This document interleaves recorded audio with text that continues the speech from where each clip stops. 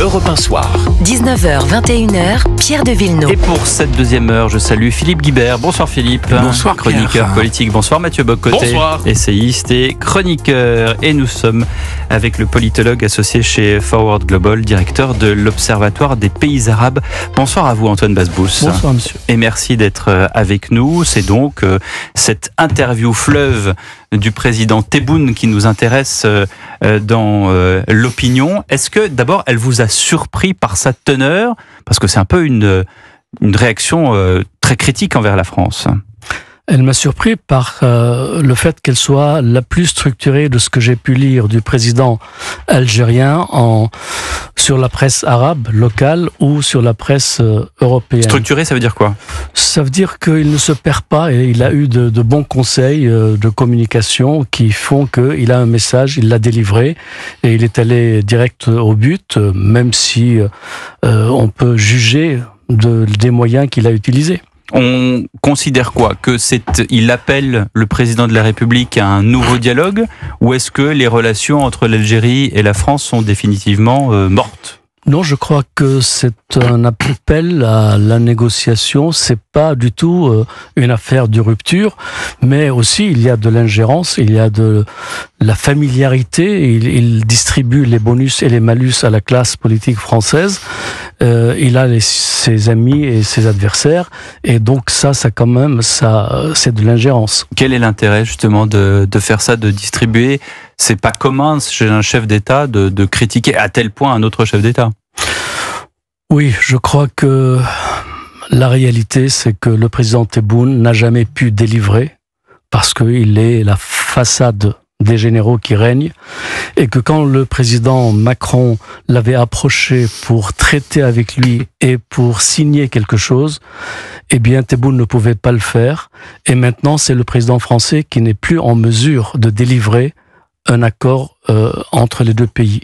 Parce que le président français a perdu sa majorité et on est aujourd'hui tous les 3 mois un nouveau gouvernement. On est dans l'instabilité, dans presque le chaos, je dirais. Philippe Guibert. Oui, vous disiez ingérence, parce qu'effectivement c'est assez irrespectueux de venir distribuer les bons et les mauvais points dans la presse française. On imagine mal Emmanuel Macron venir distribuer les bons et les mauvais points dans la presse algérienne sur le régime algérien. Est-ce que derrière ce qui m'apparaît presque comme non pas une humiliation, mais une provocation, est-ce que vous trouvez qu'il utilise le meilleur moyen pour renouer le dialogue comme vous venez de le souligner? Est-ce qu'il n'y a pas quand même un moment de faiblesse politique française qui est incontestable, dont le président Tebboune profite? Je crois qu'il a voulu dire qu'il n'y a pas rupture et qu'il y a moyen de dialoguer. Alors, dialoguer avec qui? Il y a une petite polyphonie au gouvernement. Les ministres intéressés ne sont pas exactement sur la même longueur d'onde, sinon on l'aurait su. On voit des petites nuances. Vous voyez, entre Jean-Noël Barrot, le ministre des Affaires étrangères, entre le ministre Retailleau, Tebboune dit tout ce qui est Retailleau est douteux compte tenu de ses déclarations hostiles et incendiaires envers notre pays. Donc déjà, il n'y a pas de dialogue avec le ministre de l'Intérieur. Et il lui donne une leçon, faites comme Darmanin, il a commencé par être dur, puis il est revenu aux réalités. Donc, oui, effectivement, c'est insupportable pour les dirigeants politiques français de se voir malucés par un président algérien avec lequel la France n'est pas en très bons termes. Mais de ce point de vue, alors, on peut y voir la déclaration aussi d'un leader autoritaire et malveillant qui mérite probablement le même mépris qu'il distribue à la classe politique française.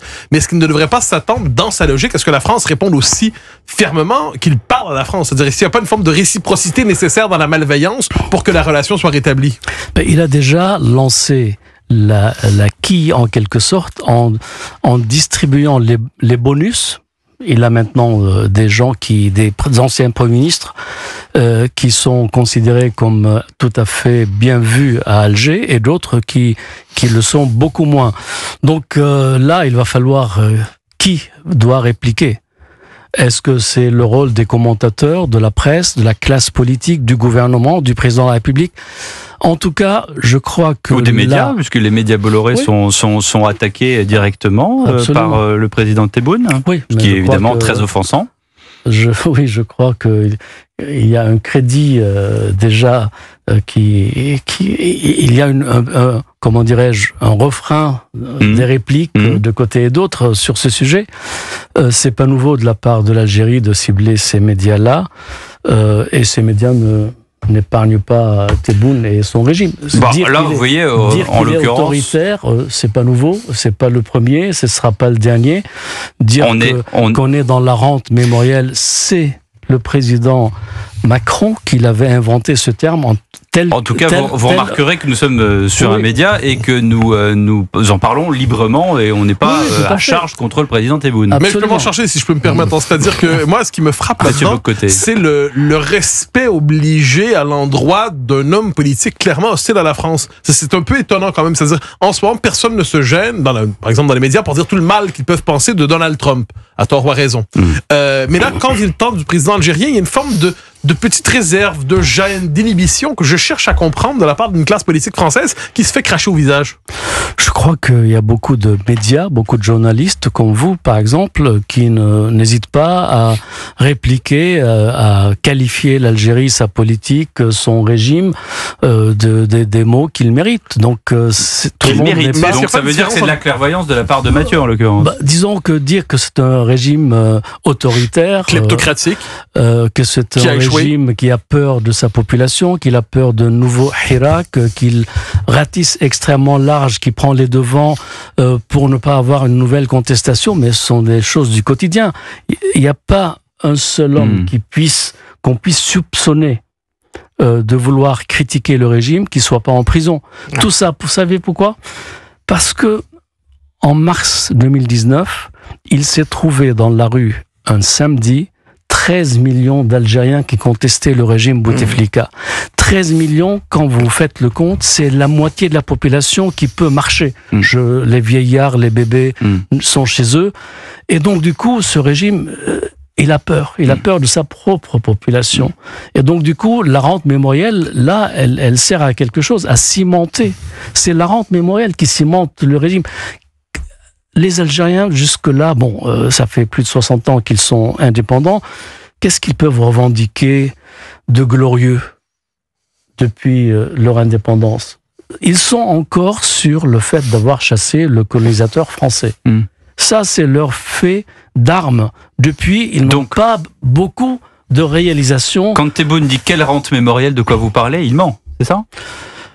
Vous dites qu'il ment, moi je dis qu'il ne dit pas la vérité. D'accord, très bien, on notera la sémantique. Philippe Guibert. Mais alors, compte tenu de tout ce que vous dites sur la psychologie du régime algérien, comment fait-on que conseilleriez-vous à l'exécutif français, président, gouvernement, pour obtenir la libération de Boualem Sansal, qui est emprisonné depuis plus de 75 jours, qui a 80 ans et un cancer, et que son avocat ne peut pas aller voir. Et que quand le journaliste de l'opinion interroge Tebboune, il dit « Mais tout de même, l'homme est vieux et malade, pourriez-vous prendre des mesures de grâce à titre humanitaire ?» Le président Tebboune répond « Je ne peux présager de rien ».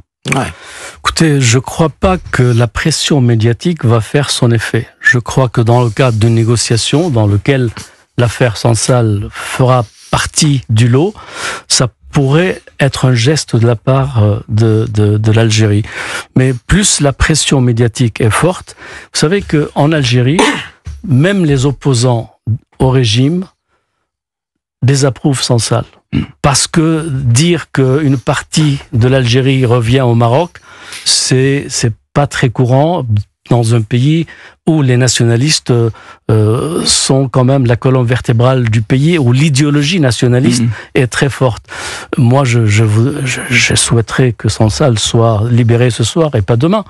Mais je ne suis pas sûr que la pression médiatique et de la droite ou de l'extrême droite française va faire son effet. Qu'est-ce qui bloque, pardonnez-moi Mathieu Bock-Côté, qu'est-ce qui bloque ? On dit que Sansal est dans la courroie de transmission et qu'évidemment, vu son état et vu ses conditions de détention, on ne peut pas aller beaucoup plus loin dans les négociations avec l'Algérie.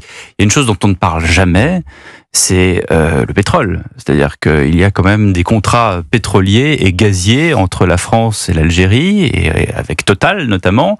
Est-ce que il n'y a pas quand même une histoire pécuniaire, commerciale, en dessous de tout ça qui ne permet pas d'avancer comme on veut ? Non, je ne crois pas qu'il faille associer les affaires économiques et pourtant, ça serait pas la première fois. Hydrocarbures avec Sansal et tout le reste. Non, là, il y a une crispation identitaire de côté et d'autre. Il y a surtout une obsession marocaine de l'Algérie, comme il y a une obsession algérienne au Maroc. Et ça, il faut pas que la France se mette au milieu parce qu'elle prendra des coups d'un côté et de l'autre. La France n'a pas réussi à dissocier ses relations avec Alger de ses relations avec Rabat. D'autres puissances l'ont réussi. Mais évidemment, d'autres puissances n'ont pas le comme qui, passé. L'Espagne ?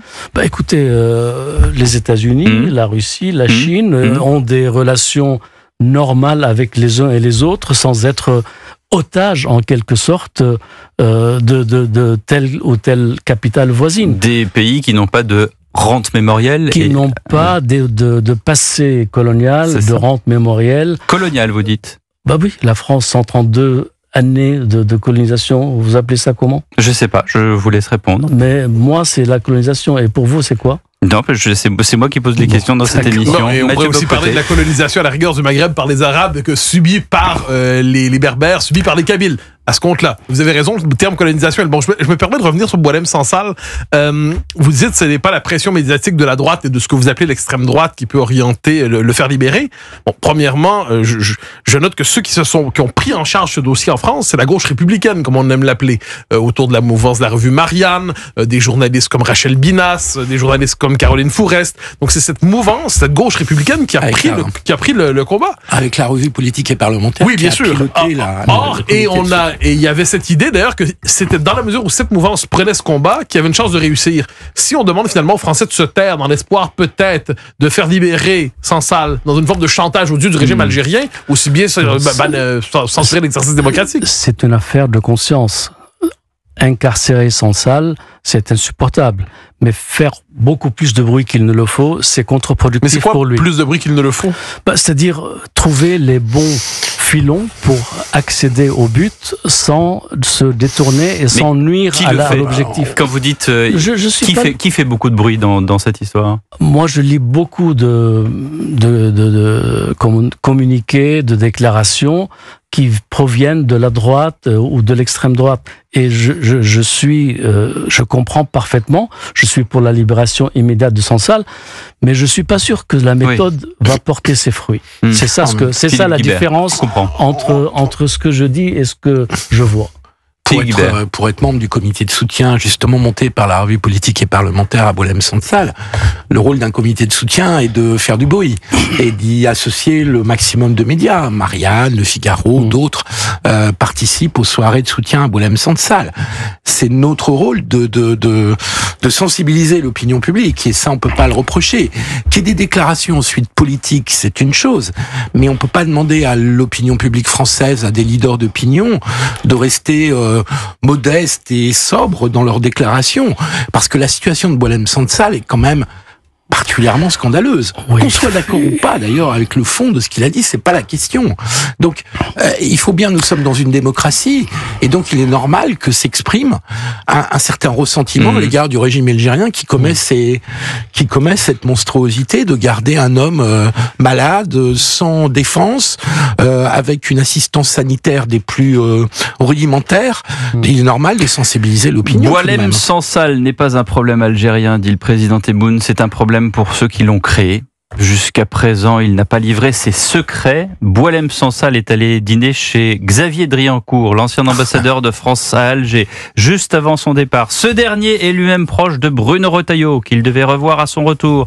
D'autres cadres binationaux n'ont pas soulevé autant de solidarité. Et enfin, Sansal n'est français que depuis 5 mois. Voilà ce que dit M. Tebboune. C'est comme déclaration d'un président de la République par rapport à un écrivain qui a été honoré par la France et par la critique française qui a fait de très beaux livres.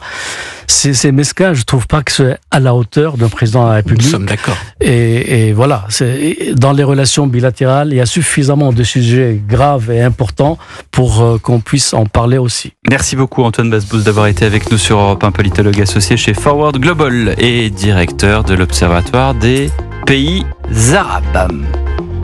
Europe 1.